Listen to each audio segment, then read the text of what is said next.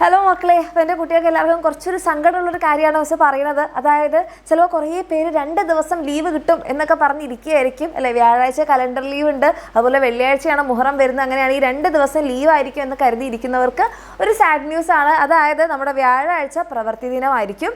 അപ്പം നിങ്ങളുടെ മുഹറത്തിൻ്റെ ലീവ് നിങ്ങൾക്ക് കിട്ടാൻ പോകുന്നത് വെള്ളിയാഴ്ച ആയിരിക്കും. ഓക്കെ, അപ്പോൾ ഈ ഒരു കാര്യം നിങ്ങളുടെ അറിയാത്ത ഫ്രണ്ട്സിലേക്കൊക്കെ ഷെയർ ചെയ്യുക. അതേപോലെ ഇമ്പോർട്ടൻ്റ് ആയിട്ടുള്ളൊരു കാര്യം എന്താണെന്ന് പറഞ്ഞാൽ, നിങ്ങൾ നമ്മുടെ ഈ ചാനൽ സബ്സ്ക്രൈബ് ചെയ്തിട്ടില്ലെങ്കിൽ തീർച്ചയായിട്ടും ചെയ്തു വെക്കുക. കാരണം നിങ്ങൾക്ക് വേണ്ടിയിട്ടുള്ള ഇമ്പോർട്ടൻ്റ് അപ്ഡേറ്റ്സും കാര്യങ്ങളെല്ലാം നമ്മുടെ ഈ ഒരു ചാനലിലൂടെ ആയിരിക്കും എൻ്റെ കുട്ടിക്ക് കിട്ടുന്നത്.